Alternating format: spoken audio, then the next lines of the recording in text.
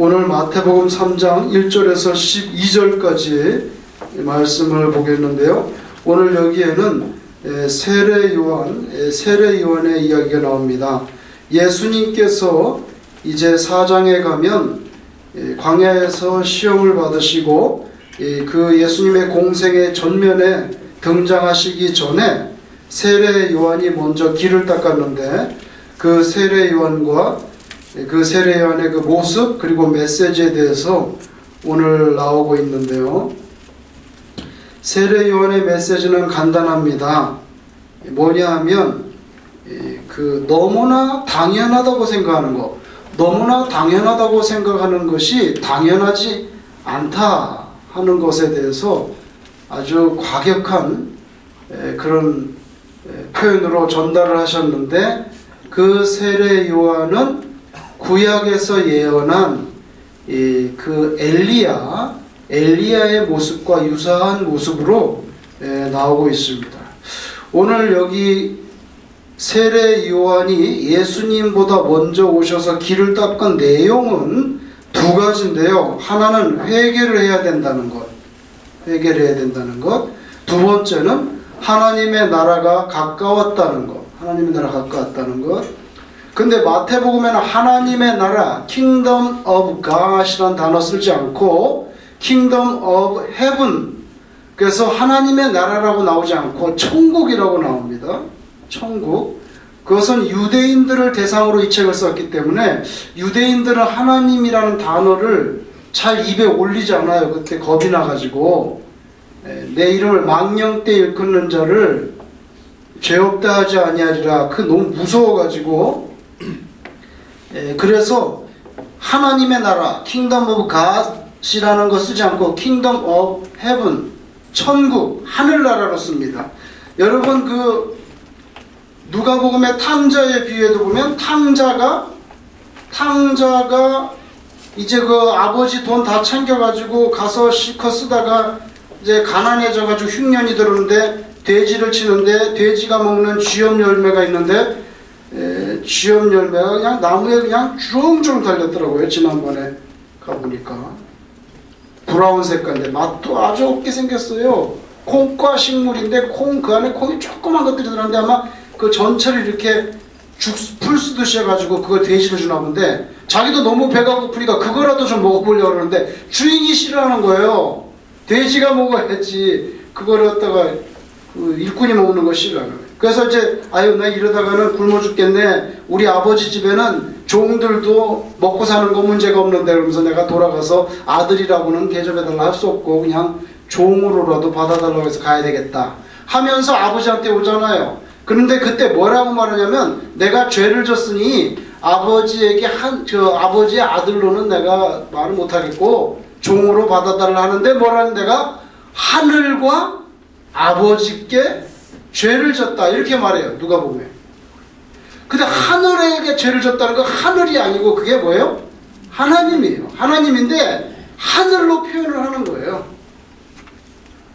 근데 마태복음은 특별히 그 유대인들을 대상으로 썼기 때문에 Kingdom of God, 그러면 하나님의 나라 이렇게 번역해야 되는데 그 단어 쓰지 않았어요. Kingdom of Heaven을 썼어요. 근데 세례 요한이 강조한 건 두 가지입니다. 회개와 천국. 근데 이 회개가 이 천국으로 들어가는 필수 조건이죠. 이게 없으면 못 들어간다는 거예요. 여러분, 우리도 미국에 들어올 때 비자를 받아야 되잖아요. 지금 대한민국은 이제 무비자가, 한국 사람들 무비자로 들어오지만 옛날에 비자가 없으면 들어올 수가 없어요. 미국에 들어오려면 비자가 있어야 되는 것처럼 천국에 입국하려면 비자가 있어야 되는데, 그 비자가 뭐냐면 회개라는 거예요. 회개. 왜? 천국에는 더러운 건 들어올 수 없어요. 깨끗한 것만 들어와야 되니까 더러운 거는 다 씻고 들어오는 거예요. 씻고 들어오는. 그래서 세례 요한이 강조한 건 회개와 천국 강조했어요. 예수님께서 등장하셔서도 처음에 하셨던 말씀이 회개하라, 천국이 가까웠느니라, 그렇게 말씀하셨죠. 여기 회개라는 단어는 정확하게 말하면 return이에요. 되돌이키는 거. 오늘 본문의 바리새인과 사두개인들, 바리새인과 사두개인이라는 그게 나오는데, 이스라엘에 그 당시에 세 개의 종파가 있었는데요.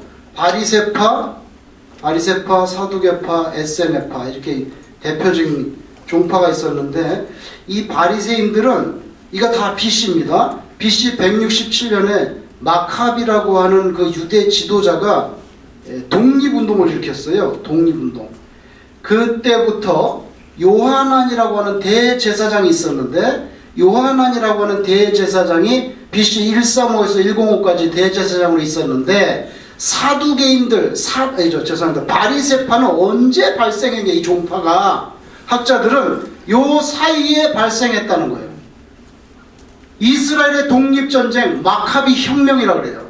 그래서 우리 개신교 성경에는 안 들어와 있는데, 천주교가 쓰는 그 성경에는 외경이 들어와 있어요. 외경에 보면 마카비 상서, 마카비 하서, 그래가지고 거기 그 독립운동하는 모습이 나오는데요. 돼지고기 먹어, 안 먹으면 죽어. 그래서 안 먹으면 죽고, 그런. 그때 그 마카비 혁명 때부터 요하난이라고 하는 대제사장이 나오는 그 사이 언제쯤에 이 바리새파가 생겨났다는 거예요. 바리새파. 원래 뜻은 separate 됐다는 뜻이에요. 분리되다, 구별되다. 그래서 구별된 사람들, 좋게 말하면 성별된 사람들, 하나님의 율법을 지키는 것에 목숨을 내거는 하시디림이라고 해가지고 아주 극렬분자들이에요. 극렬분자들. 율법 준수에 목숨을 거는 그런 사람들이에요. 그 다음에 이 사두개인이 있는데, 이 사두개인은 그 솔로몬 시대의 제사장 가운데 사독이라는 사람이 있어요. 사독. 그 사독의 후예라고 그렇게 말해요. 후예들. 근데 그 예수님 당시에 이스라엘의 공의회, 자치권이 있으니까 그 국회 같은 성격이 있는데, 그게 산헤드린 공의회인데, 산헤드린 공의회에는 바리새인도 들어가 있고 사두개인도 들어가 있어요. 사두개인들. 근데 바리새인이 훨씬 숫자가 많아요. 그런데 사두개인은 바리새인들보다 숫자가 적지만 이 사람들은 특별히 교육을 많이 받았어요. 교육을 많이 받아서 합리주의자들이에요. 그리고 인구는 그 국회에서 산헤드린 공회에서 바리새인들보다 적지만, 인구는 사두개인이 훨씬 적지만 이 사람들 권력이 막강해요. 이 사람들이 경제적으로도 이 사람들은 부자들이에요. 부자들이고 교육 많이 받아서 합리적인 것을 많이 배워서 그런지 천사를 인정하지 않아요. 내세를 인정하지 않아요. 부활을 인정하지 않아요. 그래서 바리새인들과 항상 사상적으로 갈등해요. 바리새인은 천사, 내세, 부활을 다 인정합니다. 사두개인들은 천사도 인정하지 않고 부활도 인정하지 않고 내세도 인정하지 않고, 그게 뭐예요? 현세주의자들이에요. 여기서 그냥 먹으면 땡. 그렇죠? 베이글을 여기서 먹어야지 나중에 나가면 없다는 거예요. 지금 드셔야 돼. 지금 드셔야 돼.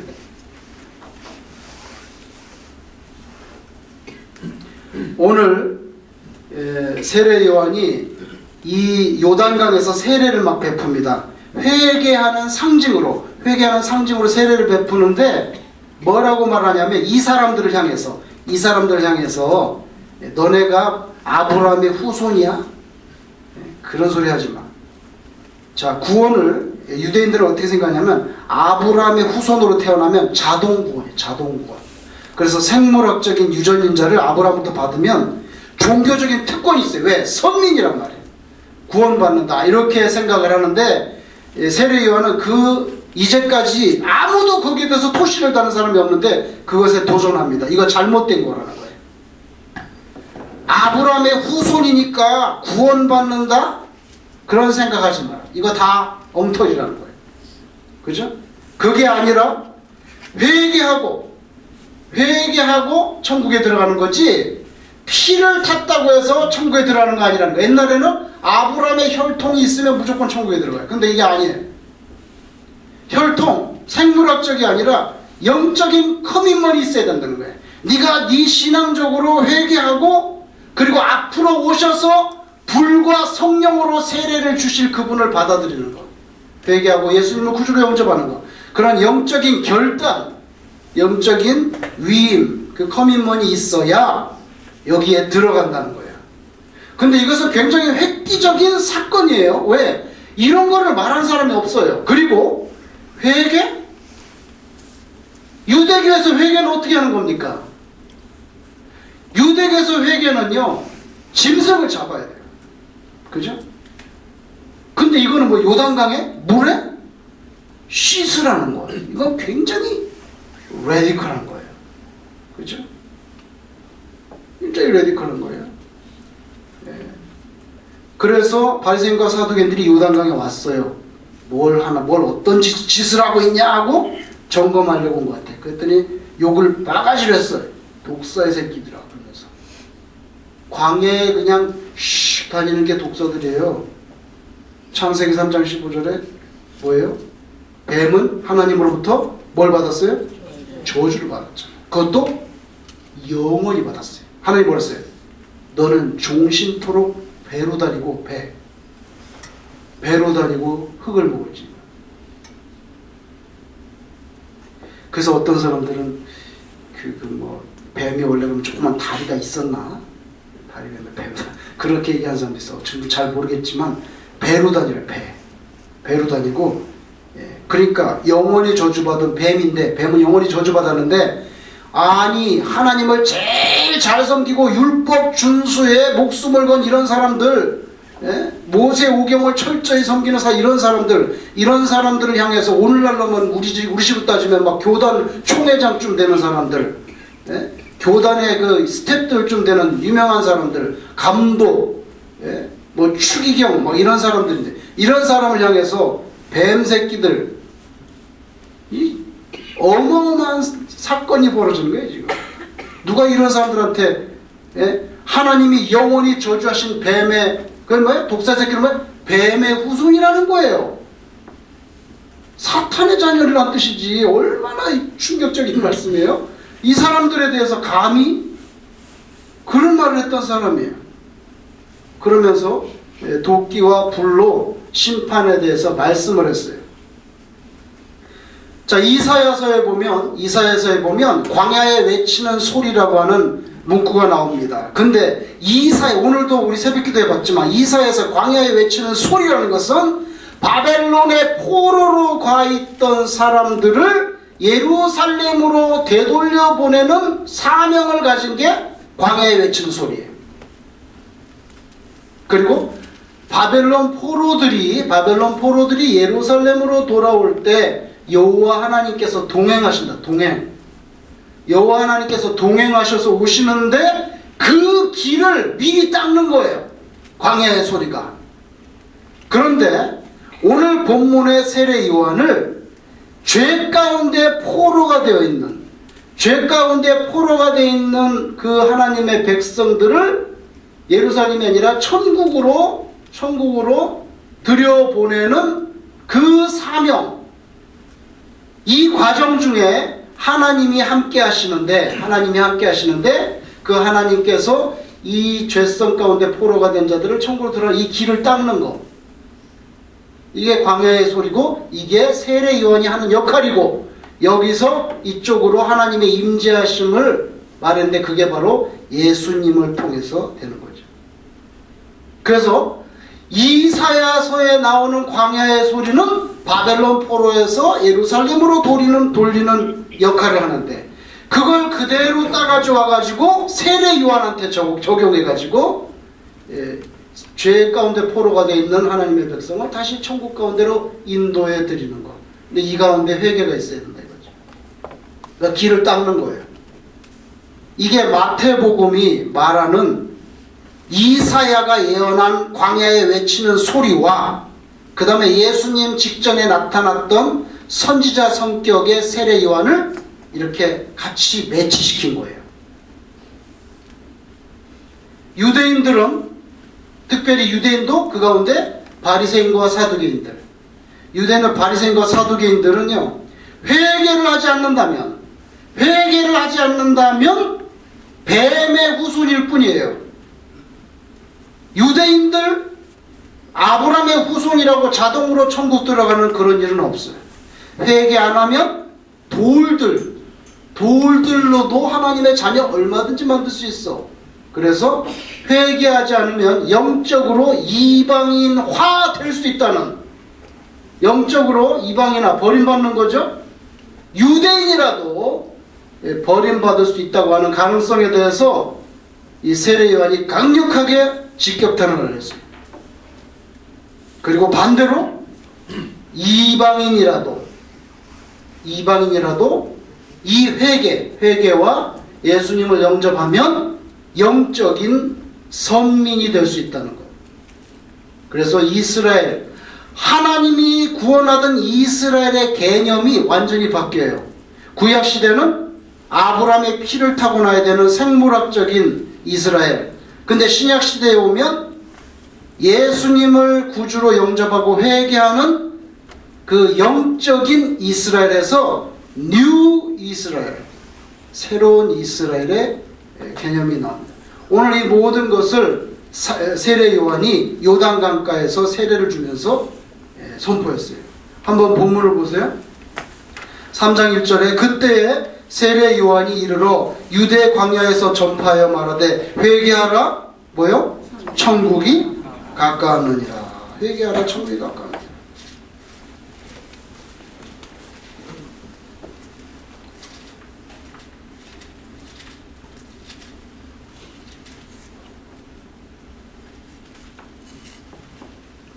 여러분 마가복음을 한번 보세요. 마가복음.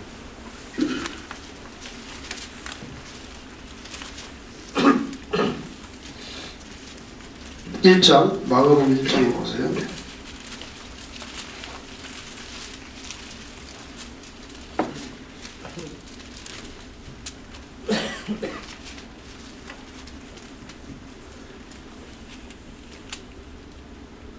(15절을) 보시면,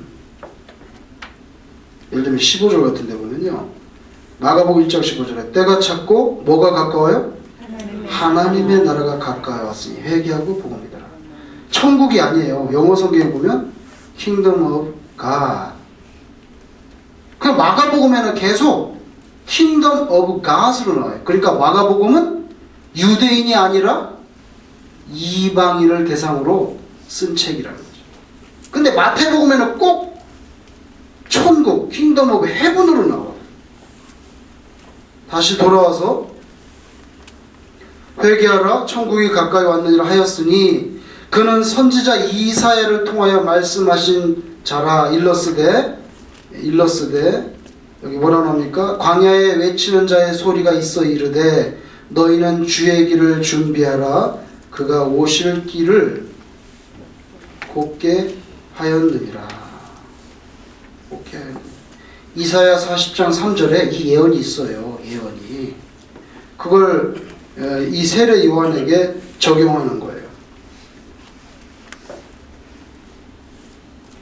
그런데 말라기 선지자, 말라기 아시죠? 말라기 선지자가 중요한 말씀을 했어요. 마태복음 바로 앞에 보세요. 말라기가 있어요. 말라기는 사람 이름이에요. 사람 이름 말라기 선지자인데 4장에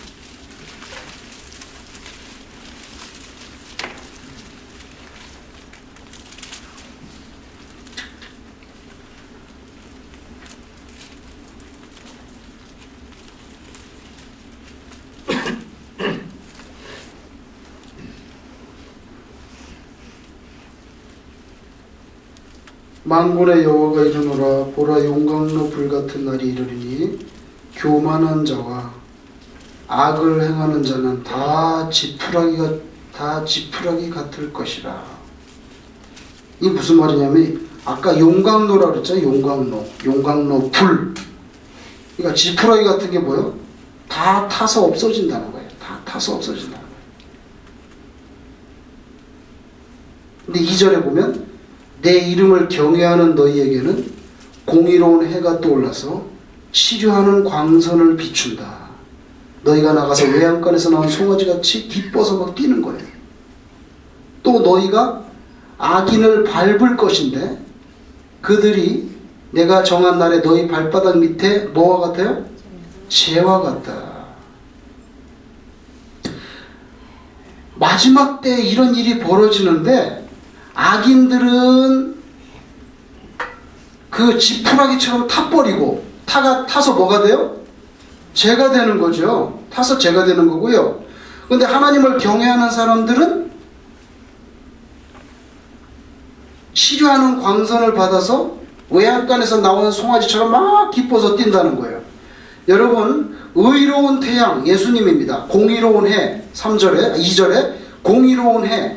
공의로운 해는 예수님을 상징하는데요. 앞으로 예수님이 나오실 건데 공의로운 태양 아래 두 가지 색깔이 있어요. 하나는 악인, 하나는 의인인데 악인들은 똑같은 태양빛을 받아도 지푸라기처럼 타버린다 이거예요. 타버려. 똑같이 햇빛인데. 근데 하나님을 경외하는 사람들은 타는 게 아니라 그 광선을 받아서 치료가 된다는 거예요. 병이 치료가 돼. 죄라는 병이 깨끗하게 치료가 돼.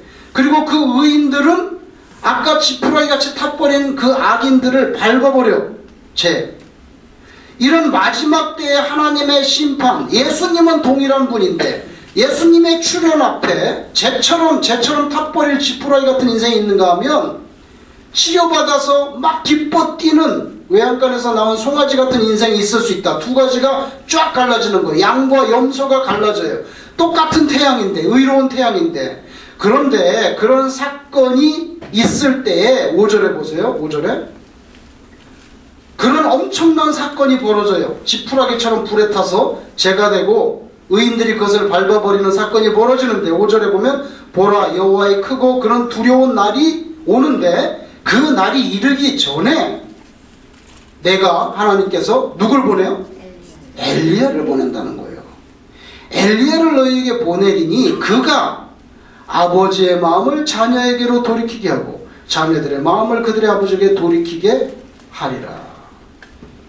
그러니까 예수 그리스도가 의로운 태양으로 심판주로 나타나시기 전에 누가 나타나냐면 엘리야가 나타나. 엘리야는 벌써 죽었죠. 그 엘리야가 벌써 죽은 게 아니라 엘리야는 올라갔잖아요. 근데 엘리야가 없는데 뭘 또 엘리야가 나타나?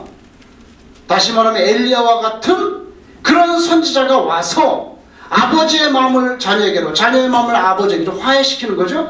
화해시키는 이 작업을 미리 하고 예수님이 오신다는 거예요. 말라기 선지자가 이런 중요한 신학적인 예언을 했어요. 그래서 마태복음은 예수님에 대해서 말씀할 때 이사야서에서 말하는 그 광야에 외치는 소리를 세례 요한에 적용하고 그 세례 요한이 바로 말라기 선지자가 예언했던 그 예언자 엘리야라는 거예요.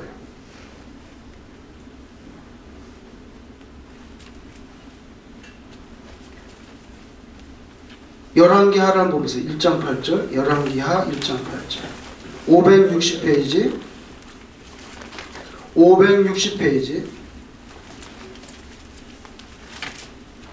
구약성경 560페이지 열왕기하 1장 8절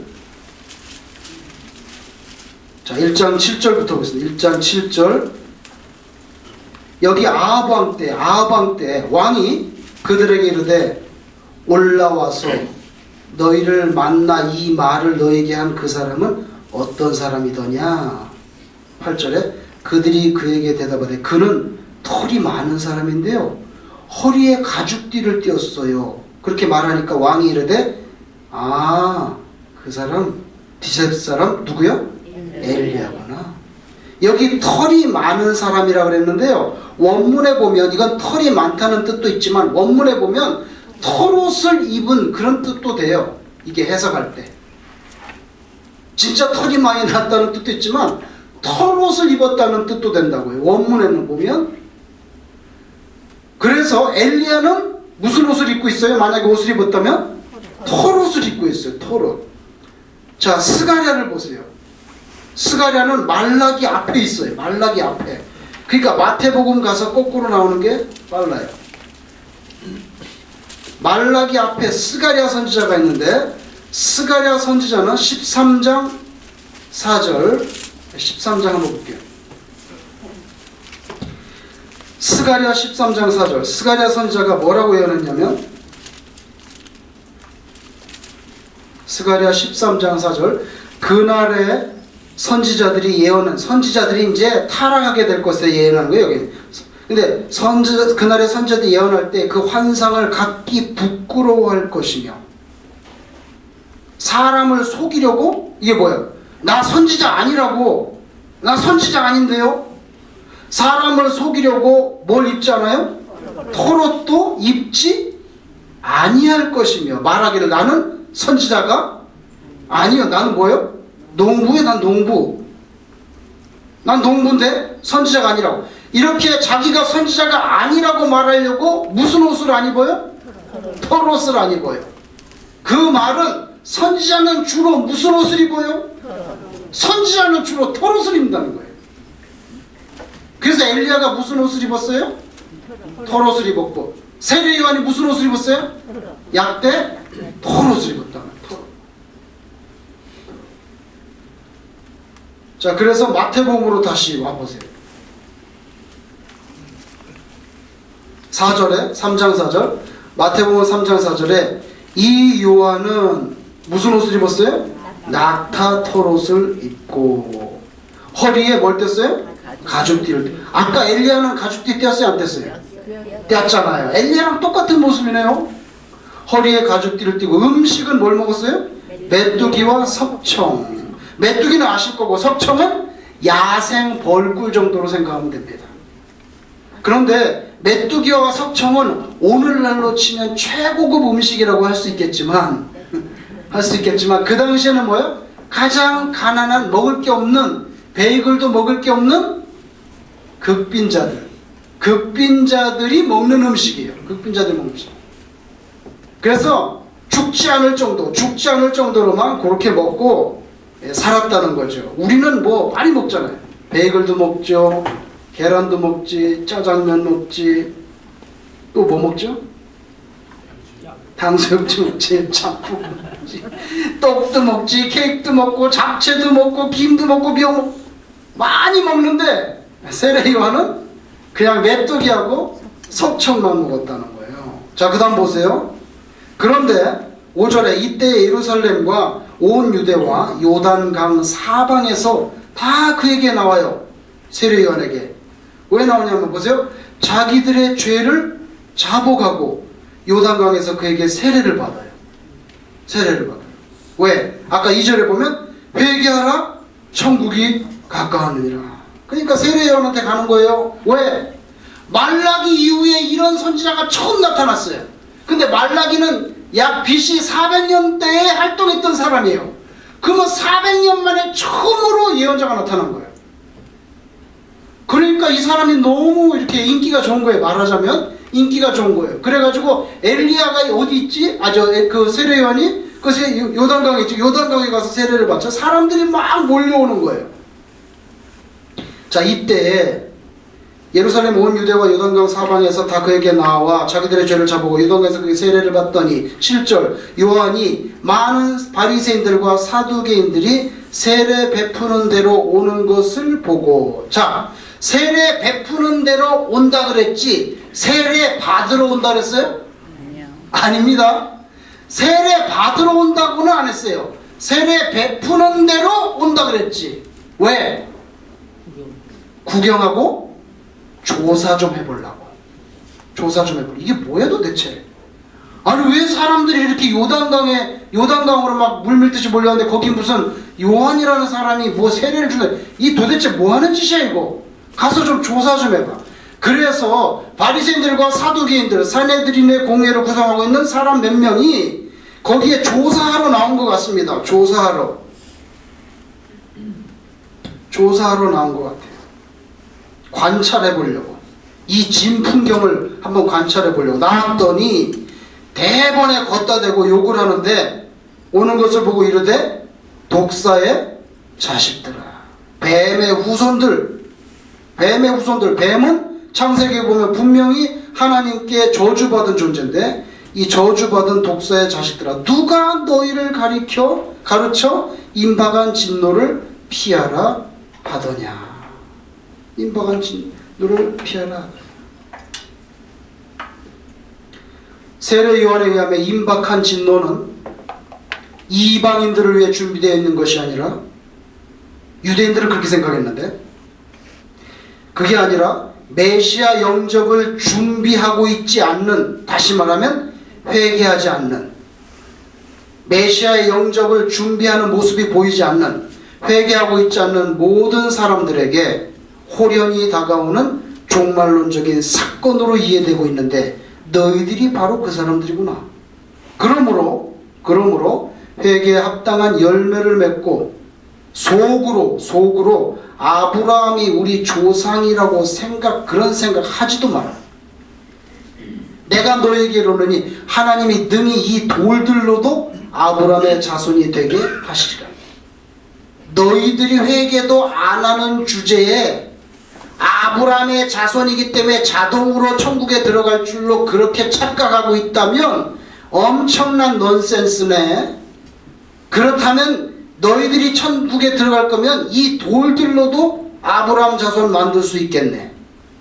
이렇게 심하게 그 당시에 최고 종교 지도자라고 하는 사람들을 이렇게 직격탄을 날렸어요.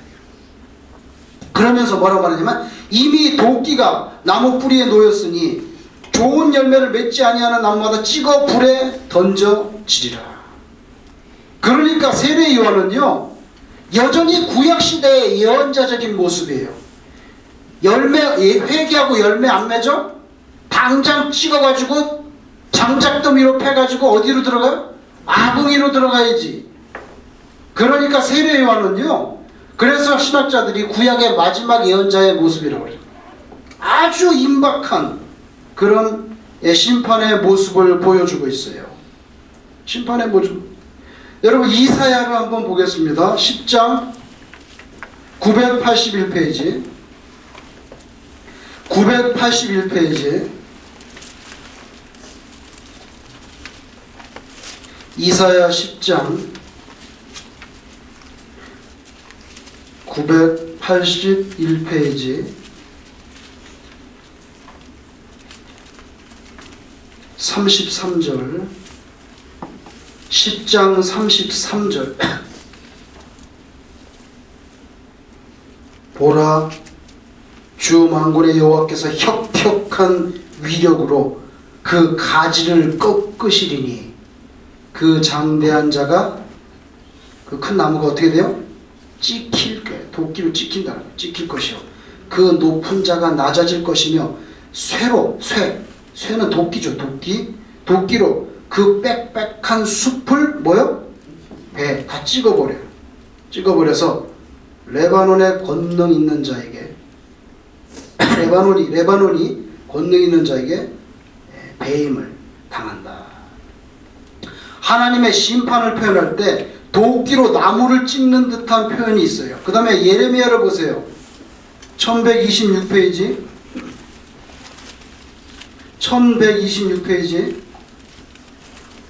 46장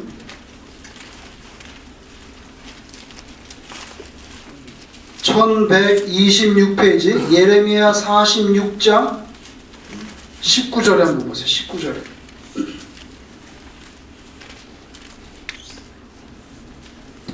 예레미야 46장 19절에 자, 애굽에 대한 심판의 말씀인데요. 애굽에 사는 딸이여, 너는 너를 위하여 포로의 짐을 꾸리라. 자, 도망갈 준비나 하시지요. 노비 황무하며 불에 타서 주민이 없을 것이다. 불에 탄다고 그렇게 표현하네요. 불에 탄다. 심판을 불에 탄다고 표현하고 22절에 21절 또 그 중에 고용꾼은 살찐 송아지 같아서 돌이켜 함께 도망하고 서지 못하였나니 재난의 날이 이르렀고 벌받을 때가 왔습니다. 이집트를 심판하는데 애굽의 소리가 뱀의 소리 같으리니 이는 그들의 군대가 벌목하는 자같이 여기 그들의 군대는요 바벨론이에요. 바벨론의 군대가 벌목하는 자같이 도끼를 가지고 와요. 그러니까 바벨론이 이집트를 치는데 벌목하는 자가 도끼를 가지고 나무를 찍어 넘기듯이 그렇게 할 거다. 여러분, 나무를 막 쾅쾅 찍고 이렇게 잡아뜨리고 그러니까 거기 숨어있던 뱀들이 어떻게 해요? 도망가야 되잖아요. 그래서 슉슉 막 도망가야 돼. 그러니까 뭐야? 애굽이 뱀 소리같이 그렇게 슉슉 나무를 찍어 넘기니까 뱀 도망가듯이 그렇게 도망갈 거라는 거예요. 그렇게 도끼의 모습으로 심판을 말했어요. 뒤로 가보세요. 에스겔 한번 보세요. 31장. 에스겔 31장 1198페이지 1198페이지 에스겔 31장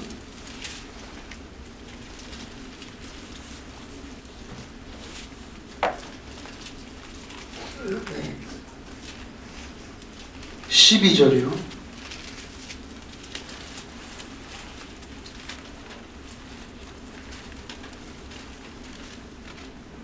여러 나라에 포악한 다른 민족이 그를 어떻게 해요? 찍어버렸으므로 그 가는 가지가 산과 모든 골짜기에 떨어졌고 그 굵은 가지는 그 땅 모든 물가에 꺾어졌으며 세상 모든 백성이 그를 버리고 그 그늘 아래서 떠나매. 여기 찍어버린다 그러죠. 한 군데 더 볼게요. 뒤로 갑니다. 다니엘 4장 1240페이지 1240페이지 다니엘 4장 23절 다니엘 4장 23절 1240페이지 다니엘 4장 23절 왕이 보신즉 한 순찰자 한 거룩한 자가 하늘에서 내려와서 이르기를 그 나무를 뭐요? 베어 없애버려라.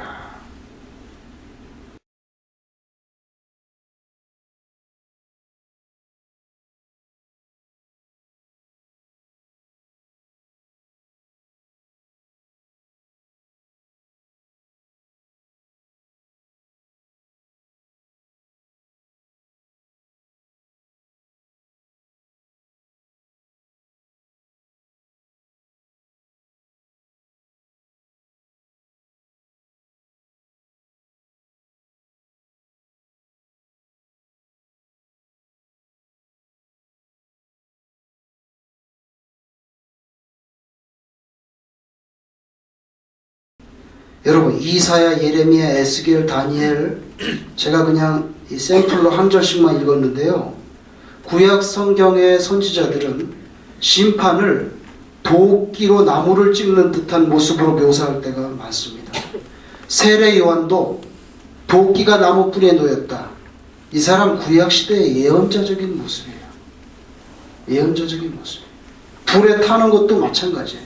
제가 그 일일이 찾지 않겠지만은 불에 타는 거. 그러니까 도끼로 찍어가지고 아궁 위에 집어넣고 불타는 거.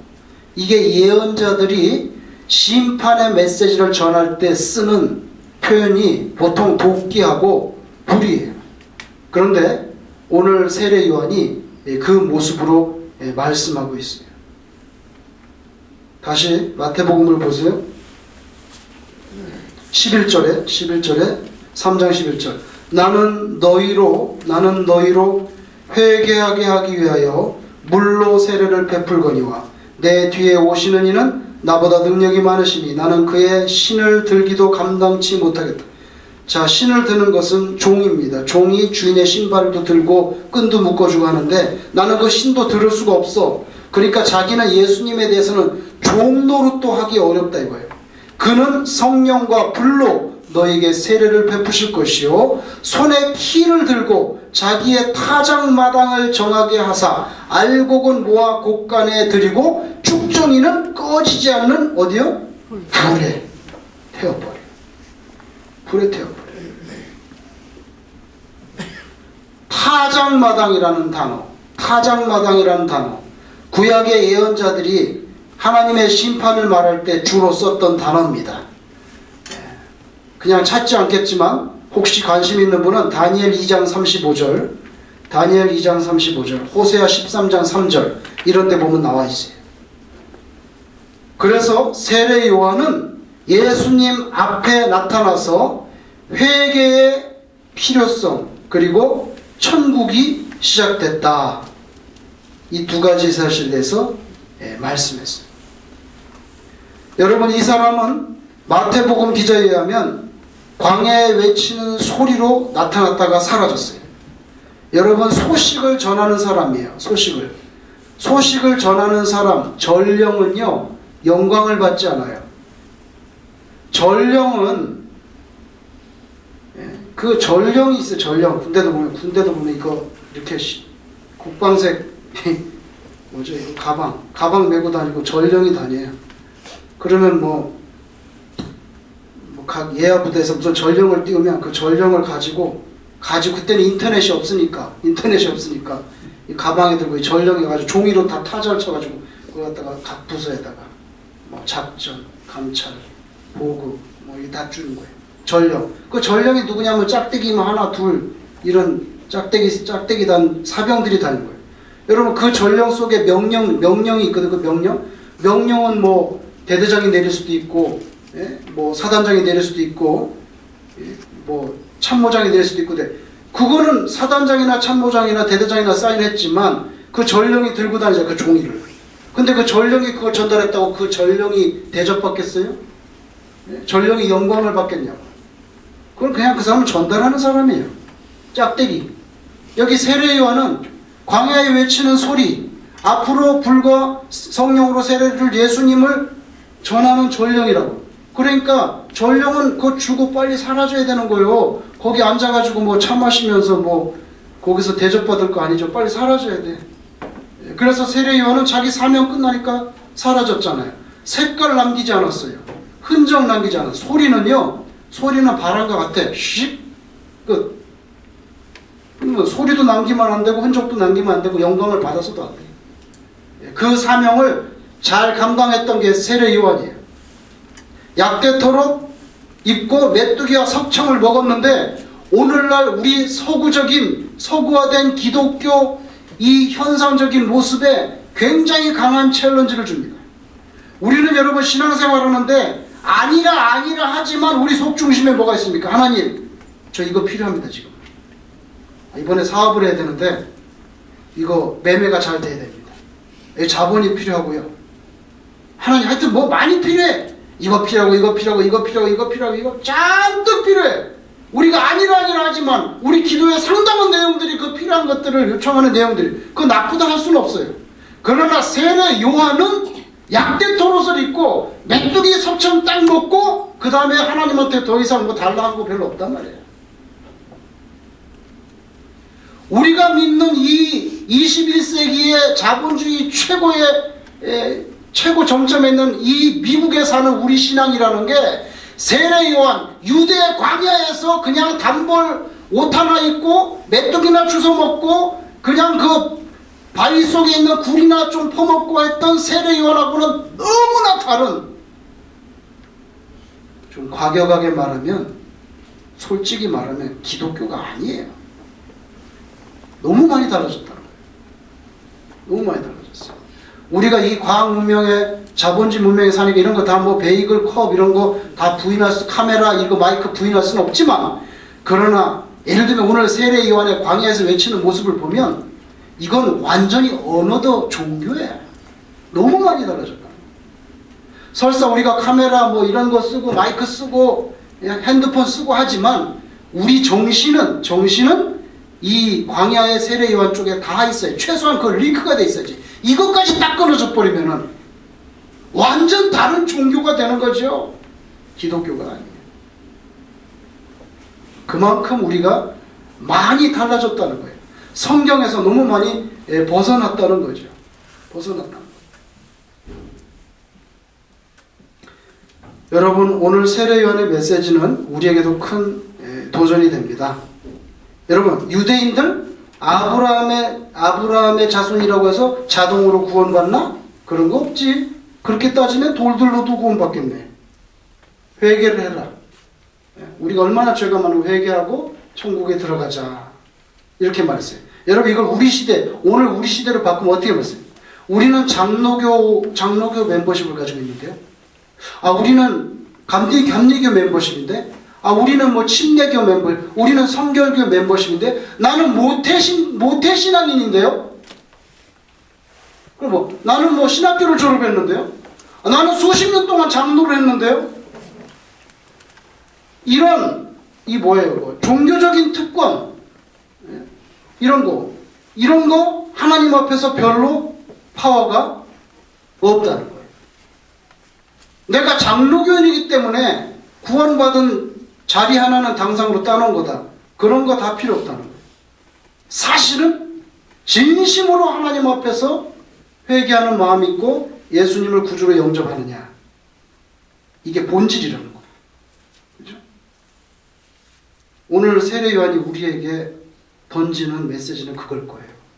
내가 교회 멤버십 있냐, 내가 목사냐, 권사냐, 이 장로교인이냐, 뭐 이거 중요하지만 그거보다 더 본질적인 것은 정말 하나님 앞에서 우리가 천국에 들어갈 수 있는 진지한 비자가 있느냐. 이게 오늘 말씀을 통해서 우리에게 주시는 그런 메시지가 아니겠는가. 질문 있으면 하시고요. 없으면 마쳐야 되겠습니다.